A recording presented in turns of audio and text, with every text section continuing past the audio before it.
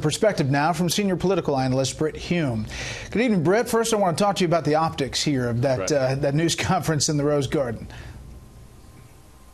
They might have been the most important part of it, Brett, because of all that we've heard when the criticisms from Trump, from President Trump of Leader McConnell and the rest of it, and Steve Bannon's antics suggesting that he wants to oust McConnell. For the two of them to come out as they did today and say what they said about one another is a big deal. This is how professional politicians behave. Whatever personal pique they may have, whatever personal animosity they may feel, when there is a common political cause to be served, they set those things aside. And the president, at least for this moment, has done that with regard to Leader McConnell, and Leader McConnell, who's always been pretty circumspect in what he said about the president, did the same thing. It's a step for Republicans, at least, in the right direction. Do you sense that they are kind of laying the groundwork for the fact that this tax reform prize that all Republicans are seeking may not happen until next year? Yeah, I think they are. You know, the one time the Leader McConnell was accused of attacking the president was when he said that the president, as a newcomer to politics, might have an unrealistic view about how quickly things could get through Congress.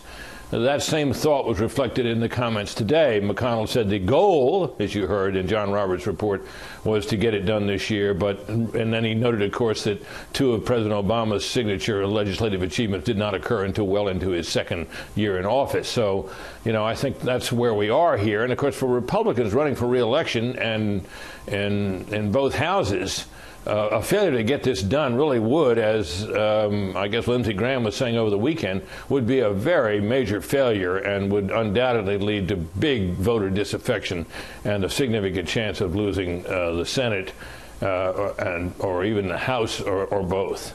You know, I saw someone write the other day, Britt, that this might be the most transparent president in history. We know what he's thinking through his tweets on Twitter, and now taking pretty much every question he could take in the Rose Garden to, you know, screaming, yelling reporters trying to get his attention.